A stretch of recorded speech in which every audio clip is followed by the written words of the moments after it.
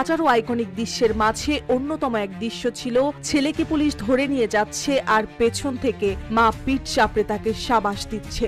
মা ছেলের সাহসী এই মুহূর্তে জুলাইয়ের আন্দোলনকারীদের মধ্যে অসীম সাহস জুগিয়েছিলেন। সাহসী সেই ছেলেটির পরিচয় জানেন? তার নাম ওমর শরীফ ইমরান সানিয়াত। তিনি বিএনপির বর্ষিয়ান নেতা জনাব বরকতুল্লাহ বুলুর ছেলে। জুলাই আন্দোলনে স্বয়ংক্রিয় থাকার কারণে সানিয়াতকে ডিবি ধরে নিয়ে যায়। জানা যায় সেদিন অবর্ণনীয় নির্যাতন চলেছিল সানিয়াতের ওপর। নির্যাতন শেষে মামলার হাজিরায় আদালতে তোলার সময় হাত করা পড়া ছেলেকে পিঠ চাপড়ে বলেছিলেন শাবাশ।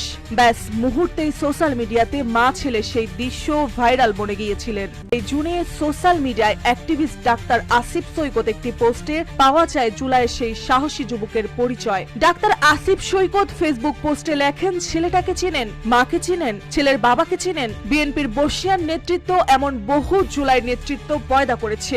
এতটুকু শিখিয়েছে বাবার নেতৃত্ব দিবি জুলুমের শিকার পুলিশ অবর্ণনীয় নির্যাতন করেছিল। তারপর যখন তাকে কোর্টে তোলা হয় তখন ওর অসুস্থ মা সেখানে হাজির হয়ে ছেলের পিঠ চাপড়ে তাকে উৎসাহ দিয়েছিলেন। সানিয়াত বিএনপির নেতা বরকতুল্লাহ বুলুর ছেলে।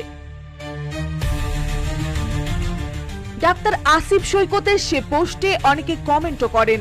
সেখানে একটি কমেন্টে দেখা যায়, জন্মদিনের শুভেচ্ছা জানাতে সানিয়াতের সাথে ফুল নিয়ে দেখা করেছিলেন ঢাকা দক্ষিণ সিটি কর্পোরেশনের মেয়র পদ নিয়ে আলোচিত বিএনপির নেতা ইসরাক হোসেন।